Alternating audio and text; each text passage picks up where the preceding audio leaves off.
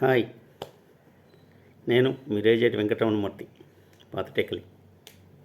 ఈరోజు ఒక జోక్తో మీ ముందుకు వస్తున్నాను. ఒకసారి ముగ్గురు ఫ్రెండ్స్ ఏమో రైల్వే స్టేషన్కి వెళ్తారు. అక్కడ ఎంక్వైరీలో సార్ విశాఖ ఎక్స్ప్రెస్ ఎన్ని గంటలకని అడుగుతారు. ఇంకా గంట టైం ఉందయ్యా అని చెప్పగానే వాళ్ళు కొద్దిగా లిక్కర్ అలవాటు ఉంది. ఒరే, గంట టైం ఉందట ఏం చేస్తాం, పదండ్రా ఒక రౌండ్ వేసుకొద్దామని కొద్దిగా లిక్కర్ తీసుకొని కొద్ది సాయం తర్వాత వస్తారు. సార్ విశాఖ ఎక్స్ప్రెస్ ఎన్ని గంటలకి సార్? ఇంకా అరగంట టైం ఉందయ్యా. ఒరే, ఇంకా అరగంట టైం ఉందట్రా, మరొక రౌండ్ వేద్దామా?